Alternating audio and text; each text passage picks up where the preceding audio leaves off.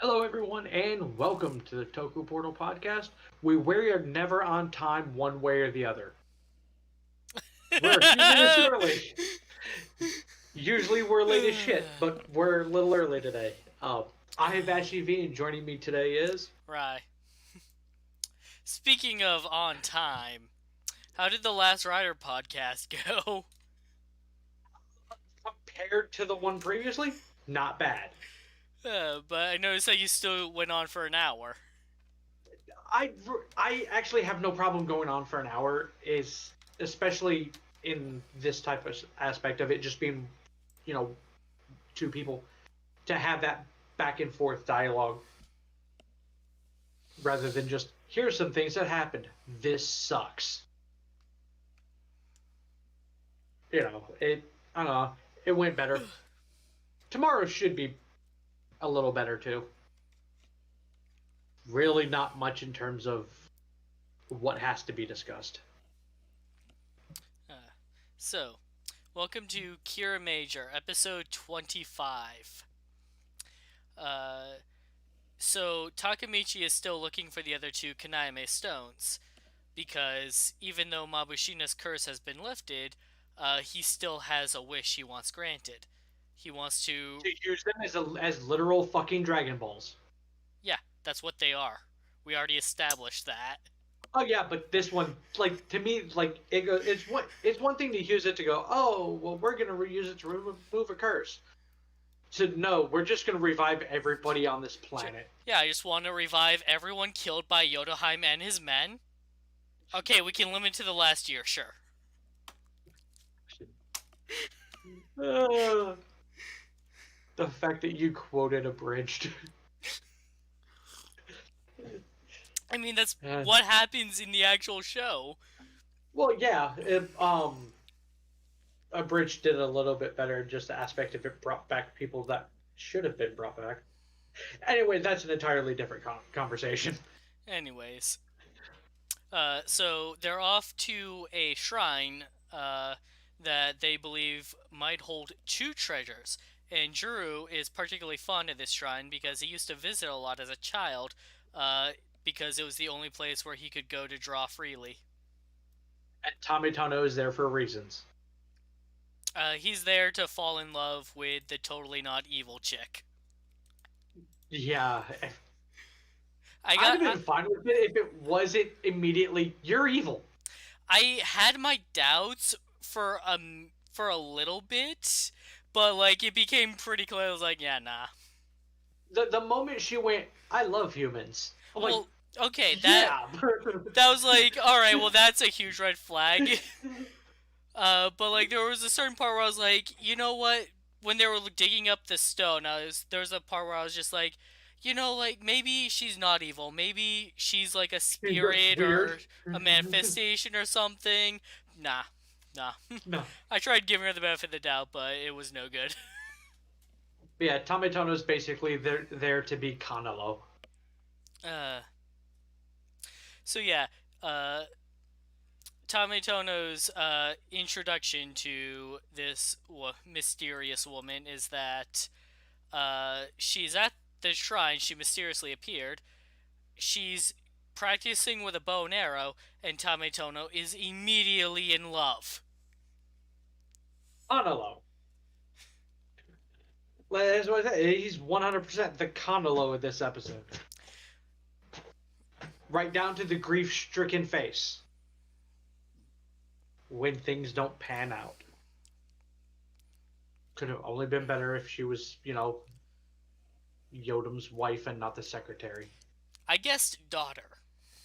Yeah, that's where I went initially. It's like as soon as it went secretary, I'm like, oh yeah, this is a throwback series. Oh yeah, that's right. That used to be a thing. Well, like when they said secretary, at first I was like, "Really, secretary?" But then it happened, and I went, "Oh, I get Uh, it." it was like, oh yeah. But we're getting ahead of ourselves because first we need to talk about the alien. And no, not her. Because Juru meets up with the head priest again, and they explained to like Takamichi and Tamatomo about Jiro used to come here all the time, and the priest mentions, yeah, Jiro's like my second most frequent visitor, and Jiro's just like, second? Yeah, no one believes me, but he was an alien. Yeah. Gee, I wonder what So, alien it could have possibly been. in a manner of speaking, based on the preview, you're partly right. Like, He doesn't show up, but he sure as shit dropped it off. oh, did This is the oh mid. This is the I didn't mid-season even think about. power up. So yeah, so first of all, we're talking about King Oladin because as soon as he said he was an alien, it's like, okay, the king used to come to Earth all the time, so of course he would come to this spot where when he was making his treasure book. And of course, Juru would also be drawn to that same spot for they're It psychically linked and it connected. it's just a Blah hot blah blah. spot for power as well because of the Kaname stone that's buried nearby, as well as the legend of like Of the Phoenix. the phoenix of like the soldier that got wounded during the Warring States period, but was miraculously revived in these mountains, and that's how the legend of the phoenix came to be known.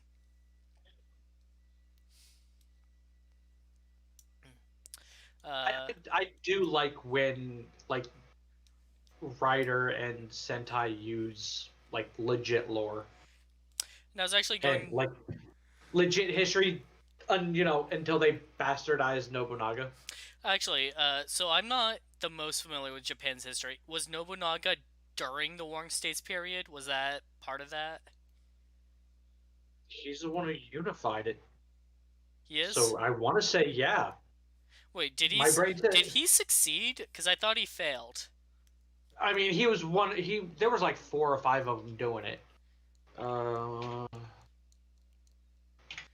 See, I don't know enough about Japan's history. Like, the most I get is from watching these shows, and they're made for Japan, so they assume that the people watching them would know. da, da, da. So give me 1 second. Yeah. So So back to King 1580. Oladin while he looks on that. I was going to say that like, oh well, mid-series we've reached that point. I guess maybe it's not gonna come back. Uh, Yes. The Sengoku period ran from 1476 to 1615. Nobunaga was 1580, died in 1580, 1582. okay. So it was in the Warring States period. I had a feeling that like, yeah, that makes sense because Demon King and all that. Uh, Um, he was regarded as the first great unifier of Japan. oh, so he did succeed. So yeah, he for that to have worked, he had to have succeeded Okay. to some extent. I was under the impression that he failed, but no, he He succeeded. might not. He might not have completely unified Japan. He was successful enough then, like Yeah, he was.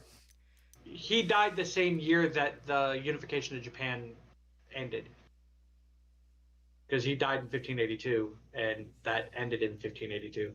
hmm, okay. So yeah, he won.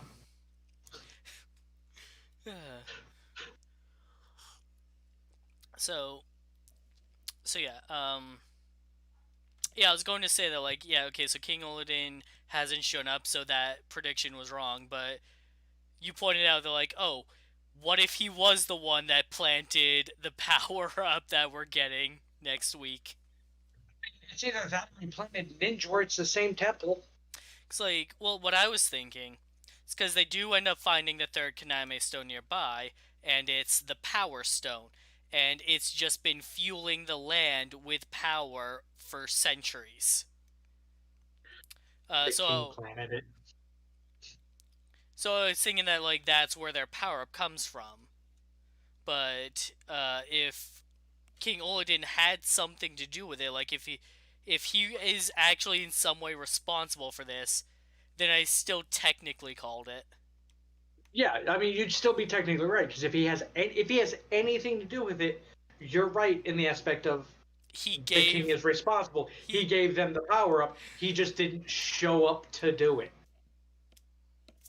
That's the only point where you'd be off on. my draft though was a red only power up because that's what Sentai's been going with, and so I but I'm super happy that we're getting a full team power up. You want to know what I'm looking forward to? What's The up? fact that they all look different. Oh, they do? I haven't really looked at them. Yes, they all match the colors. So red has more red in it, blue has blue, green has green. Oh, oh, it blends in so well. I didn't notice. Oh, that's awesome. It was what I didn't notice it until like because I couldn't see that in the scans. It was the in the preview I noticed it. I was like, sweet, they match. So another thing is that I did call that power up. Well, not the power up. I called the new mech that we're The getting. mech. Spoilers. I know we don't really talk about it, but it's It's pretty literally the obvious. it's the It's next episode, and power ups usually come with a mech. uh, not always, but yeah. A good portion of them, because it's either it comes with a mech, or they get a team based power up and they all get new mechs. I'm like pretty happy about that though because as last week's episode, I legit like looked at the tones like, oh, Phoenix Shrine, huh? That sounds like a good place to find a new mech. Yep. You're not wrong. It's just a standard Sentai thing. So,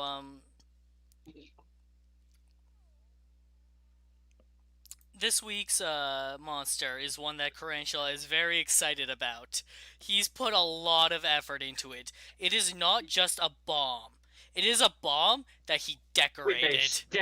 With aesthetic. It is with style. God, I Garuza just fucking straight love up tells him, like, Tarantula. if you keep fucking around like this, the boss is not going to be happy. It's fucking great. And then we cut. Like, this is like basically what we were talking about basically the last couple episodes. When the villains are having fun with it, it's fantastic. Because Curricula doesn't give a shit. He's just having fun at this point. And it's great. Because what a fuck up this monster is.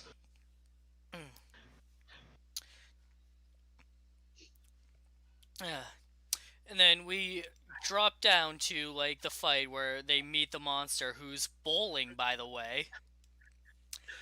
He's bowling with Aesthetic. bombs, but they only Aesthetic. go off if he gets a strike.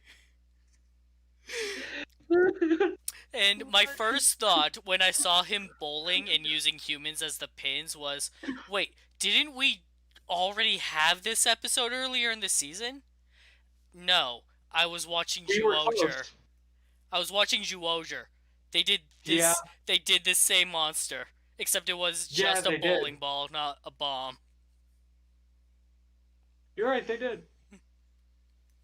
But I'm sorry, I think Kiramager takes the cake on which one did it better. You're balled up eraser crumbs, John Man.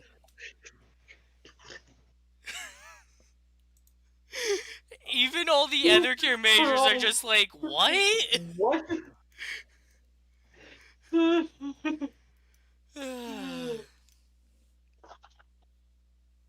You know, and we get the first true six team or six person henshin. I wish we had more moments of like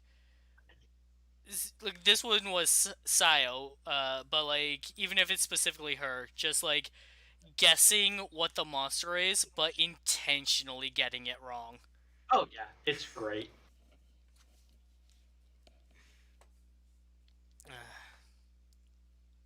Because seriously, what would they have guessed for the house swapping one? I don't remember what his head looked like. It was a house.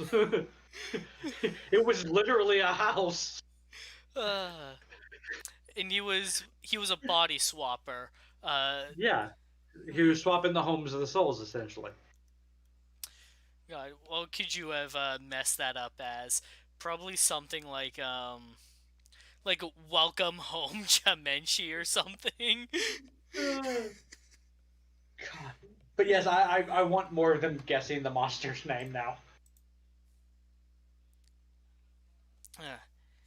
So he throws one of his bowling bombs at the Kiramagers, and it's a trick bomb that curves around so it manages to hit all of them, but it doesn't explode. Something that all the Cena is just like, it's not exploding. Like, they all stopped and just kind of looked at it and went, uh, um. And that's when the Jamenchi realizes there's only 6 of you. It doesn't count if there aren't 10. Like, the fact that at that point he didn't just throw betches towards them. And the entire time Garuza is spying on them, like watching from behind a car. They're like, okay, this guy kind of sucks. Okay, let's see how he handles the team. Okay, this guy's worthless. I'm out. He's an idiot.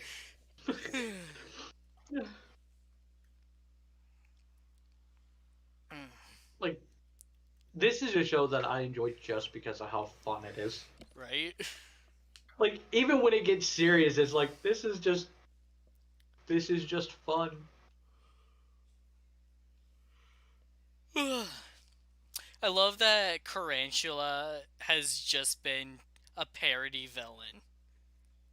He's been there literally just to fuck around. Like, in most Sentai, this would be the villain who would get murdered immediately. So, like, the first time he shows up, like, if this had been a normal Sentai, in red light, green light, he'd have been dead. That would have been the end of him. But instead, we've got 25 episodes of gloriousness with Tarantula. Here's to another 25. God, I hope he sticks around. I want Tarantula to survive till the end and switch sides. Maybe. They'd have to do... Oh, actually, they could do it. Because... Like marshmallows. I was about to say, like, he likes marshmallows. He's starting to take pleasure in human civilization and society. Like, if he legitimately finds himself liking humans, he might switch sides. Which, speaking of, didn't we have a Sentai villain that did that? They learn to like humans and they switch sides? Maybe. We had Jelushito. Well, to be fair, he was thrown out in the trash. And went on to be a school teacher. And Hoshi Minato's manager. God, that was the weirdest movie trailer I'd ever seen. Yes, it was.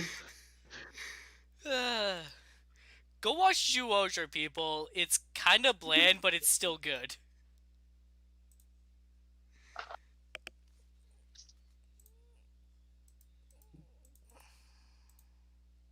Zyuohger, the series that forgot there was more than one kind of bird.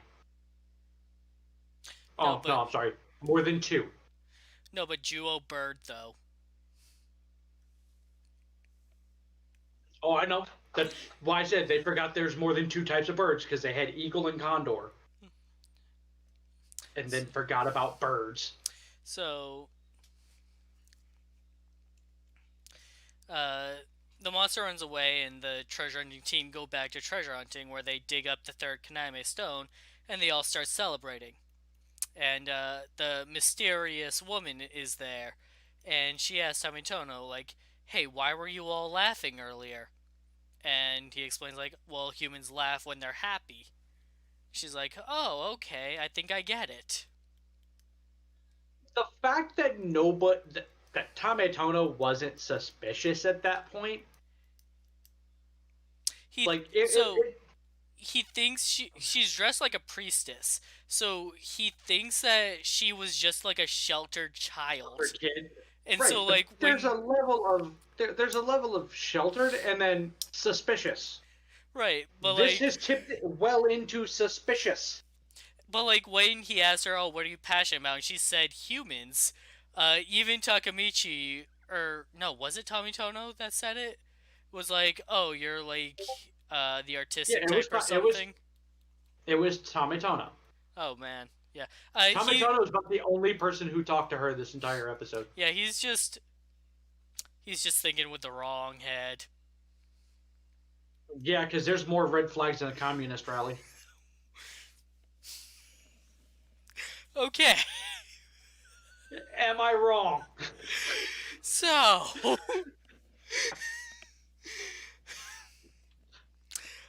so they go and dig up the other treasure in the area, but it turns out to be a Monstone. Uh, and during the struggle, Takamichi accidentally feeds it the Kanayame stone. And I want to point out two things through this. Okay. One, Drew literally makes the comments, well, of course it wasn't two in a row. Right. That would have been too hopeful. Like, that is a good legitimate statement, but also a good fourth wall nod. And two, Drew using his shovel next to the man jackhammering the fucking hole in the ground was hilarious to me. Because again, all I could think of was Takamichi's initial reaction of, what are you going to do with that? Compared to this. So yeah, I was curious what she was... Oh, excuse me. I was curious why she was so focused on Takamichi's changer. And then she, like, picks up the power-infused soil and makes her own. It's like, oh... Oh, this is bad. Because the power stone's been fueling its power into the land, so that changer literally has the power of a Kanayame stone. Like, and this is a good aspect of them going, shit, we literally made this changer, and actually just show-wise, it just converted. So it was still the same changer when Takamichi went evil. But we have a villain who transforms, and we need to have an excuse for why she has the thing that doesn't exist in reality. So she just makes it out of mud. I liked that aspect. They could have just done the whole, hey, look what I've got, because this is literally just a thing, because Garuza exists. Because they could literally just use Garuza as an excuse for why they have Yodam changers. Because in theory, he'd know about the changers, because Takamichi already had one before he took over.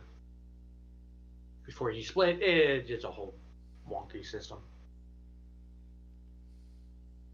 But I like this version better than, hey, look at this thing I made as well.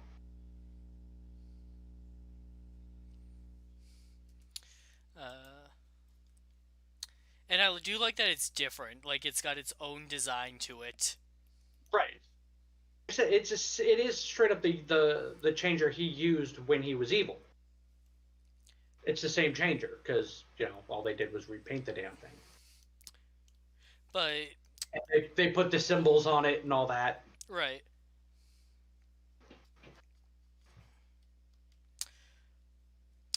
And so she contacts Carantula and starts giving him orders, while Tometono watches from over her shoulder and is like, wait, what's going on here? Wait, who are you?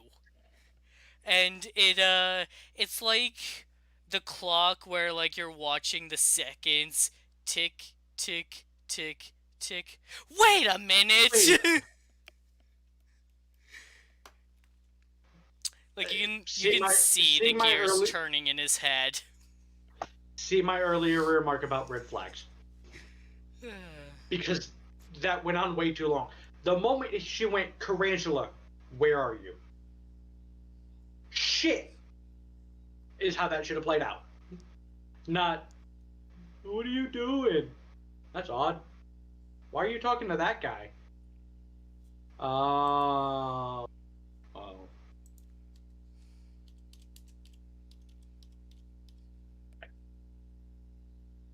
this what's but then again, this is what happens when you're thinking with your D.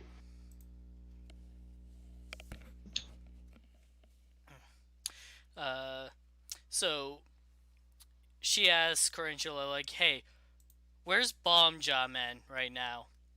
And Corintula's like, I don't take orders from you. She's like, you fucking better. Do you know who I am?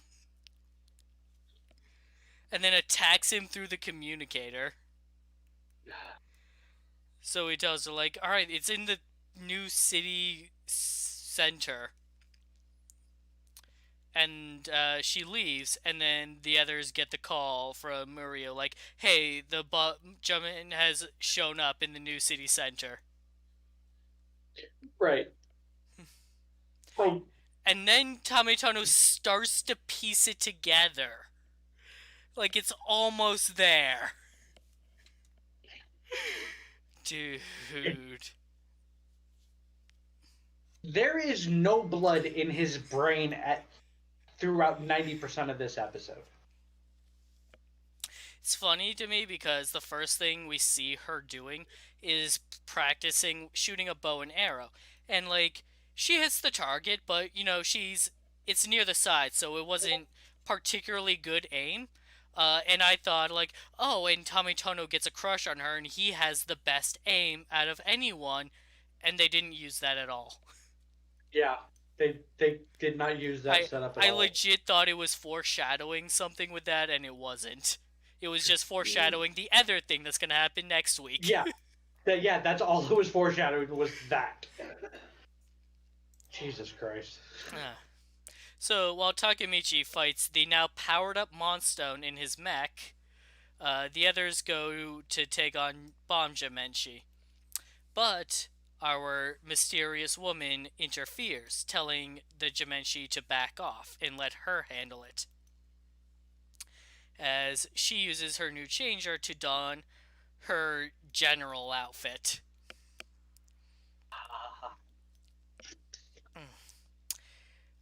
She is Yodam's private secretary. Everything that the Kiramagers have been fighting up till now have been games compared to what she is going to bring. God. Like, and this is that point where we can take something that has been nothing but parody since the start and literally flip it on its head and make it super serious and dark, and it would work perfectly. Like, this would be that defining moment of it just got real, and they can treat it like a normal, true Sentai rather than the parody that we've had for the last 25 episodes. She is Yodana, and she thinks it's time that the Kiramagers start trembling with fear. So when I got to her transformation into her general's attire, I sent Vashi the message, "Yo, this is awesome!" And I didn't say anything else. And then an hour later, Vashi replied with, "Alright, this is my favorite female general." So those two messages go about 30 seconds apart in real time for the episode. Because I had the transformation spoiled for me because of the internet. However, the faces she makes were not spoiled, and that's where my comment went from. It is lovely and disturbing all at the same time. And so Tomitono calls her out, like, what was that nonsense you were saying about liking humans? I do like humans. Their fear gives us power. I love them.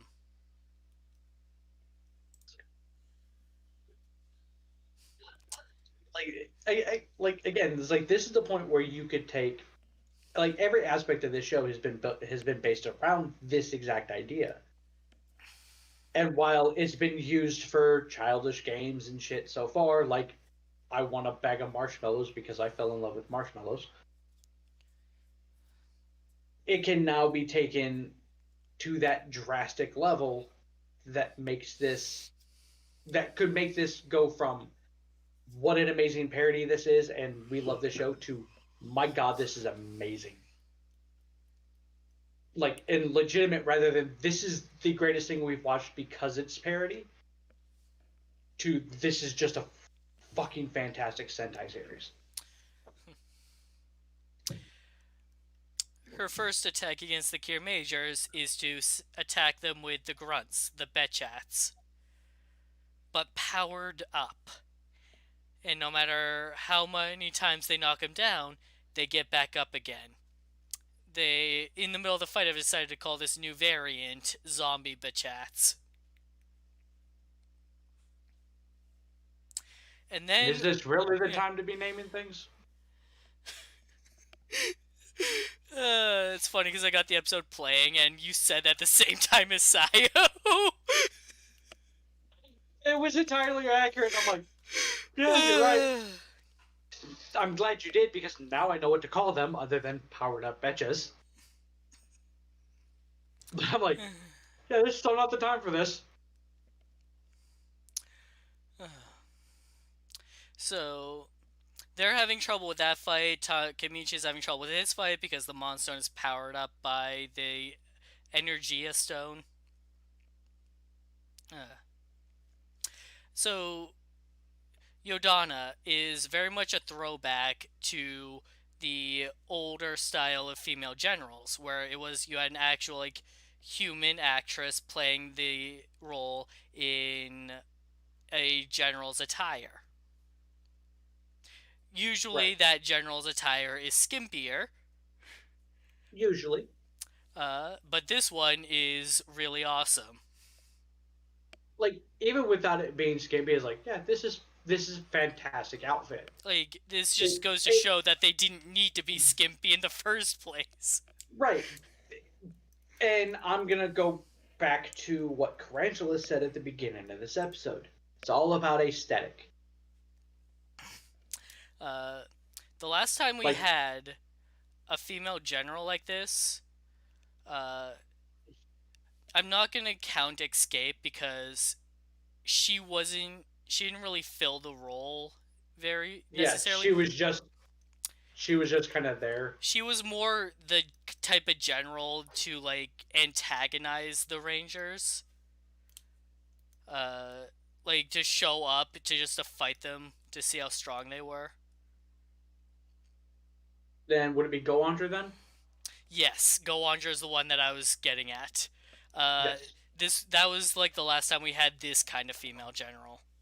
Yeah, where 100% this general's probably not going to be used when this gets adapted. Well, they can't use the footage of a real person. Right.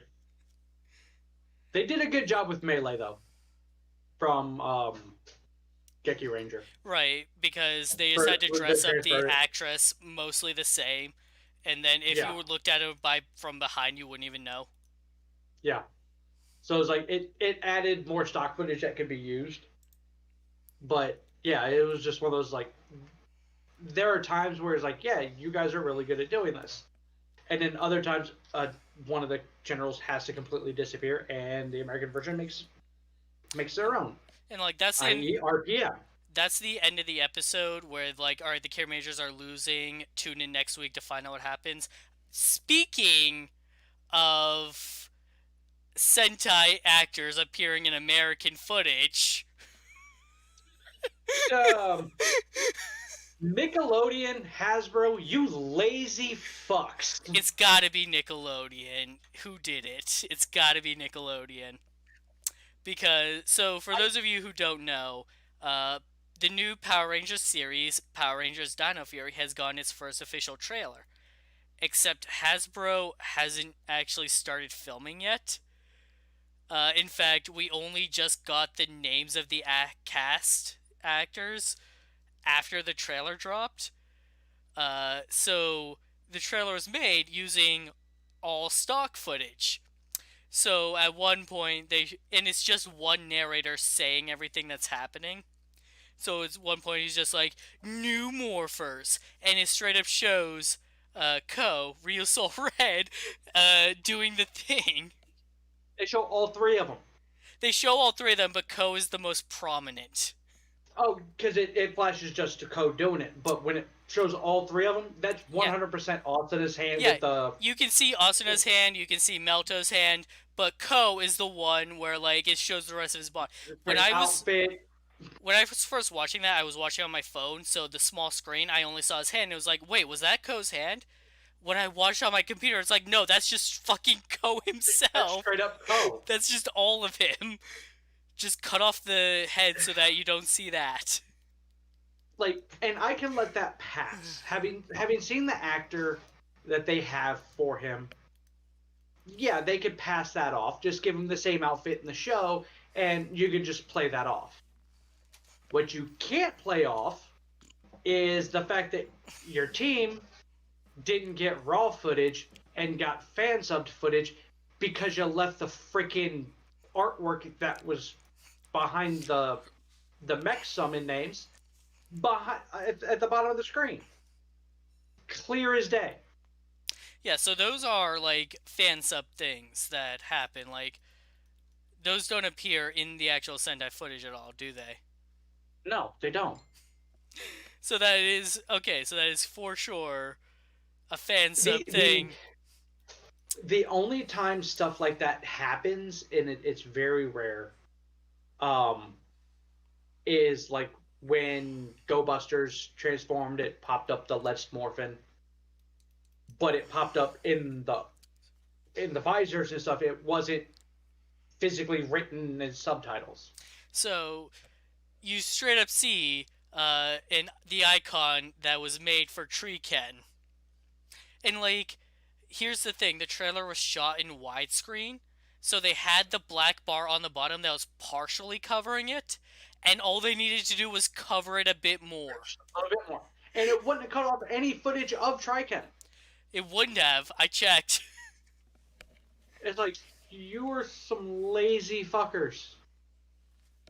Like, every bit about that was, you are just lazy. You did bare minimum work, and you still fucked it up.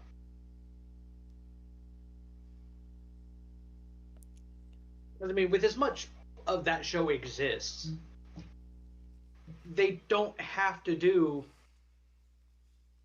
a lot of work to make a decent trailer for it if all you're using is fight footage. Literally, they had no problem when they made the announcement trailer, the initial one. Like, this is why I think that it was all Nickelodeon just trying to put something out there to advertise the show ahead of time. Because Hasbro has the footage already. Yeah, they have to. You can't make the show without having the footage. And like, it's not a super long process like it would be to find actors and start filming the unique footage and like getting all the suit actors up to speed with the new fighting styles and whatnot. Like, no, it's just Toei has to send over the files in like a Yeah, giant folder, or I actually don't know how they do it, but like the footage doesn't shouldn't take very long to transfer, so Hasbro should already have it. right. And all you'd have to do is stitch 2 or 3 scenes from a fight together, and you're good to go. Show the villains, show the suits, show the powers, show those Zords. There you go. But you gotta show off the morphers too, apparently. Weren't they part of the suits when they were transformed? Uh, Yes.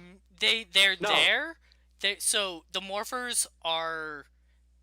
They might be there. I don't remember, but they don't use the wristband because that's only for transforming. They use the swords for like everything else, Yeah. which would have been more appropriate to advertise since that's going to be the toy gimmick.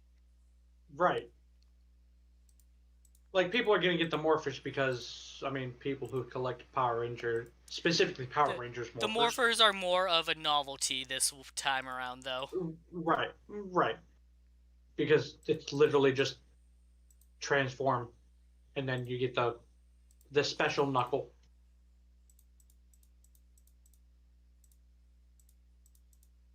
Hasbro, you lazy fuck, or Nintendo, Nickelodeon, you lazy fucks. Wow. I don't know where I lost train on who I was complaining about on that one. Uh, so, uh, hmm. Back to Kiramager. So yeah, the episode ends on the Kiramagers in a rough spot, and they're losing the fight. So next episode preview, we're gonna get a full team power up. Thank fucking Christ. We also get a special song this week. So this music festival thing is still going on. We're just not getting in-show songs. It's gonna just be the ending credits for, I think, at least a few more episodes. I think the only reason why we didn't get one like this week and next week with it is literally because it's the mid-season power up. Got to do the mid-season power up Right, instead gotta of get pushing that. it off a few Its weeks. plot. Get it out in time for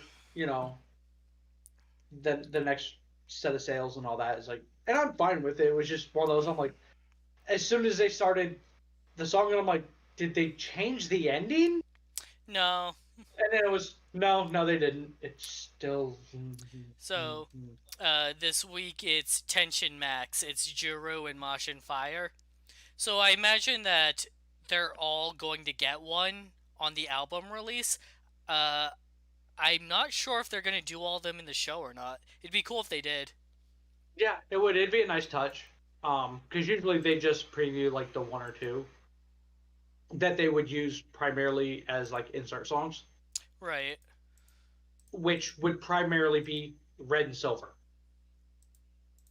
Are albums big in Japan? Do they sell well?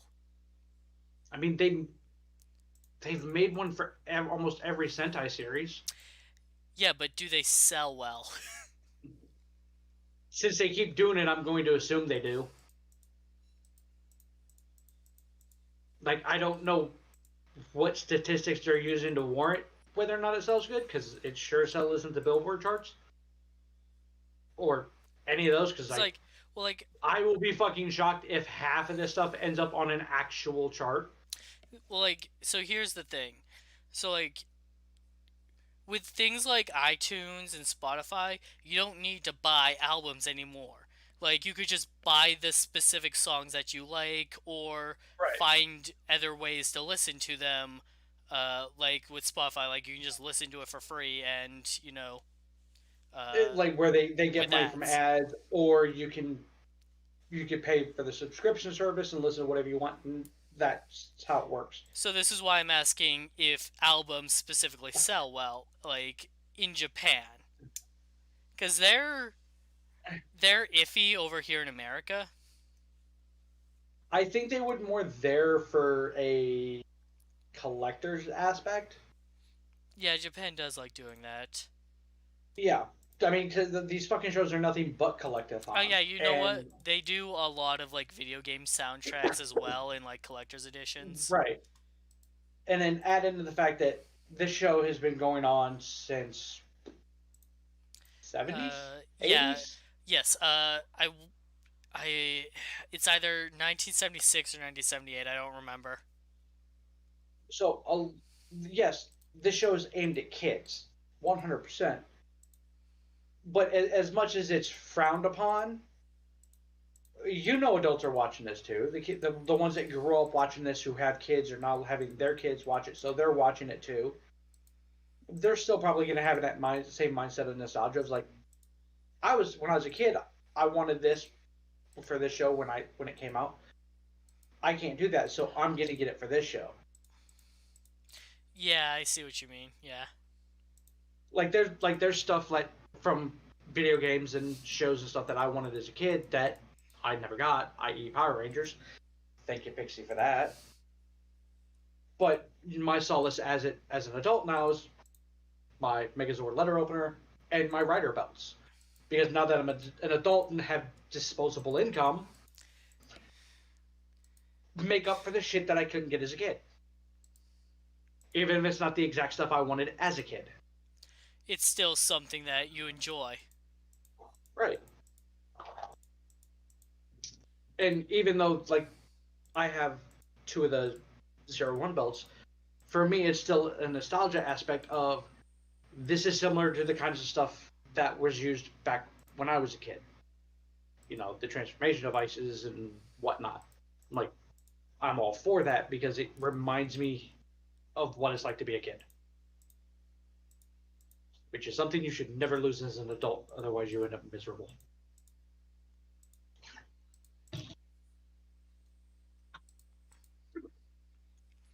All But right. yeah, I would assume, given the fact that, like I said, like they keep putting out albums and not just opening and ending songs, but insert songs, character musics. Like they release two or three of them per series for a good portion of them. I mean, X8 had a ton of them, Oh yeah, Xade was crazy. and half of them are on Spotify, so you know what I mean by that. That and Blade, but that's also because of writer chips. Yeah, Rider Chips have covered, I think, most of the Heisei songs. Yeah, and they did a lot for Blade because they could. So, thanks for joining us tonight, everybody. Be sure to come back tomorrow for Kamen Rider Saber. Thank you all for listening, and see, almost an hour long podcast isn't bad. Oh well, I didn't realize Yeah, we went yeah, on. yeah. And that's why Saber went as long as it did. Well, yes, we got off topic and I progressed slowly through the episode. A lot of it was because of the back and forth. But thank you all for listening. We'll see you tomorrow for Saber and what a trip that show is. And then we'll be back with more Machine Sentai, Kiramager, and the shiny, shiny sparkle people. On a side note, that is a condition. Please get it checked.